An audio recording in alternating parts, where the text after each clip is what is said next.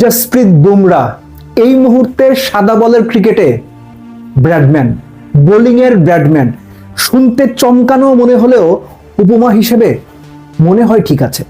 ভারত ভাই যত সমালোচনাই করেন, সাদা বলের ক্রিকেটে ইন্ডিয়াকে চ্যালেঞ্জ জানানোর মতো বিশ্ব ক্রিকেটের টিম কোনটা আছে আসলে? ইংল্যান্ড কিছুটা চ্যালেঞ্জ হয়তো জানাতে পারবে, আর নিজেদের দিনটা খুব ভালোভাবে নিজেদের হইতে হবে, পাগলাটে কিছু করতে হবে, ক্যারিবিয়ান খ্যাপাটে টাইপের কিছু হইলে সম্ভব।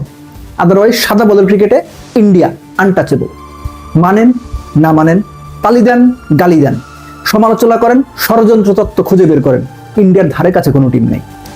উইকেট ভালো, আইসিসি ইন্ডিয়াকে ইন্ডিয়ার মতো উইকেট বানিয়ে দিয়েছে, এরকম আলোচনা আছে। সবকিছুর আলোচনা করবো। সবার আগে জসপ্রীত বুমরা বিশ্বকাপে 14 উইকেট পেয়েছেন, ফাইনালে 4 ওভারে 15 রানে 4 উইকেট। একবারের জন্য কখনো চিন্তা করেছেন যে ব্যাটসম্যান যে প্রথম বলটাই সে এসে একটা স্লোয়ার দেবে? বুমরা আপনাকে ভাবিয়ে, নাচিয়ে, হাসিয়ে, কাঁদিয়ে ছাড়বে। There is no one like Bumrah.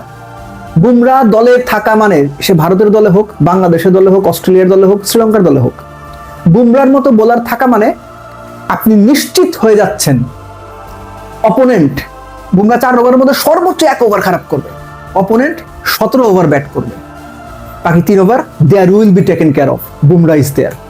এই জন্যই রসিকতা করে হলেও বলা হচ্ছে বুমরা এখন সাদা বলের ক্রিকেটে বোলিং এর ডন ব্র্যাডম্যান, ডন বুমরা দুর্দান্ত।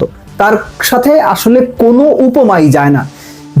এখনকার যুগে ওয়ানডেতে যেখানে 400 হচ্ছে, টি-20তে 250 হচ্ছে, ফ্ল্যাট পুরো দস্তুর হাইওয়ে টাইপ ব্যাটিং উইকেট, সেই যুগের ক্রিকেটেও ইন্টারন্যাশনালে বুমরার ওয়ানডে ইকোনমি 4.5, টি-20তে 6.5।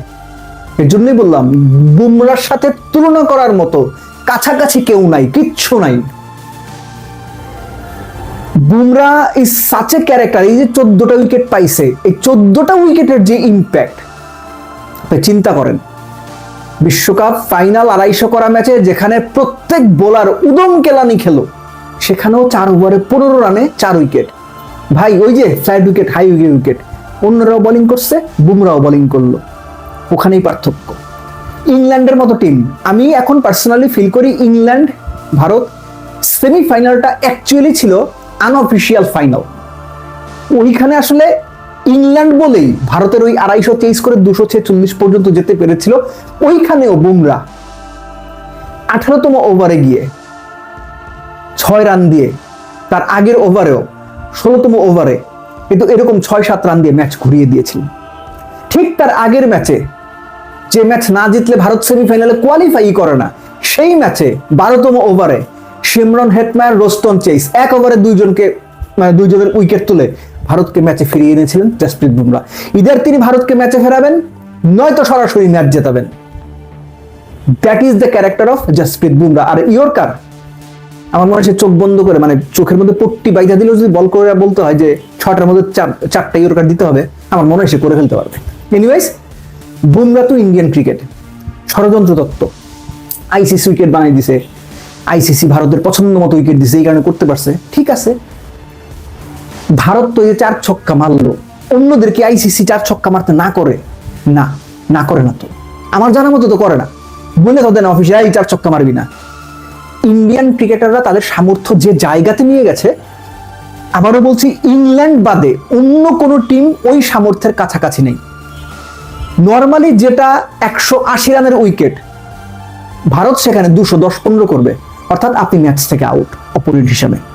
যেটা 250 রানের উইকেট, টি-20 কথা বলছি, ভারত সেখানে 270 করবে। যেটা 150 রানের উইকেট, ভারত সেখানে 170 করবে। অর্থাৎ উইকেট যেমন, ভারতের যে ব্যাটিং লাইন আপ এই বছরে 100টা 6 মারছে তাদের প্লেয়াররা, the way they have played, that is incredible. একটা বিশ্বকাপে 100টা 6 মারা, তুই বুঝতেছেন অবস্থাটা? অবিশ্বাস্য, কোনো টিম কখনো করতে পারে নাই। অর্থাৎ তাদের 1 থেকে 7, 8 বা কিছু ক্ষেত্রে 9 পর্যন্ত এই যে টানা পাওয়ার হিটার, টানা 6 মারার যে অ্যাবিলিটি, প্লেয়ারদের মধ্যে 6 মারতে হবে, এই যে ইনবিল্ট ভেতরে ঢুকে যাওয়া, এটা সহজ কোনো ব্যাপার না। আপনি খেয়াল করে দেখবেন ভারতের ব্যাটিং শুরু থেকে শেষ পর্যন্ত অলমোস্ট সেম টেম্পোতে চলে। কয় উইকেট গেছে, অ্যাঙ্কর রোল কে প্লে করবে, 5টা বল একটু দেখে শুনে খেলতে হবে, এটা ভাই বাংলাদেশের মতো দেশগুলোর থিওরি। এটা আমরা চিন্তা করি, ইন্ডিয়ান প্লেয়াররা এগুলো চিন্তা করে না। তাদের যে ব্যাটিং এর ধরন, এই ধরনের সাথে আবার বলছি শুধুমাত্র ইংল্যান্ডেরই কিছুটা তুলনা চলে, আর কোন টিমের কোন রকম তুলনা চলে না, এক্সেপ্ট ওই যে ক্যারিবিয়ানরা পার্টিকুলার ডেতে যে কোনো কিছু করে দিতে পারে, এছাড়া no one. Australia, New Zealand, not even south Africans, আর শ্রীলঙ্কা, পাকিস্তান, বাংলাদেশ তো রেস থেকে প্রচুর দূরে, এদের সাথে আলোচনাই হবে না। সো এই যে উইকেট গুলো বানানো হচ্ছে ভারতের প্রেসক্রিপশন মেনে আইসিসি বানিয়ে দিচ্ছে, এগুলো জাস্ট বাকওয়াস কথাবার্তা। এবং যারা ক্রিকেটটা বুঝো না বোঝার ভান করেন, ইদার তাদের কথাবার্তা, অথবা ক্রিকেটটা বোঝেনি না, চূড়ান্ত লেভেলের মূর্খ, এদের কথাবার্তা। রিয়েলিটি হচ্ছে ইন্ডিয়ান ক্রিকেট তাদের ক্রিকেট সিস্টেমটাকে T20 ক্রিকেটকে কেন্দ্র করে যে পর্যায়ে নিয়ে গিয়েছে, ফ্যাসিলিটির মাধ্যমে তাদের প্লেয়ারদের যেভাবে ডেভেলপ করেছে, তার আউটকাম ইন্ডিয়া পাচ্ছে। একটা দল পরপর আপনার প্রায় 2.5 বছরের মধ্যে কোন T20 বা সাদা বলের T20 সিরিজ হারেনি, মাত্র 2টো মানে সাদা বলের ক্রিকেটের ম্যাচ হেরেছে। এটা আপনি ফ্লুক বলতে পারেন না, এটা দুর্দান্ত রকমের ধারাবাহিকতারই একটা ফসল।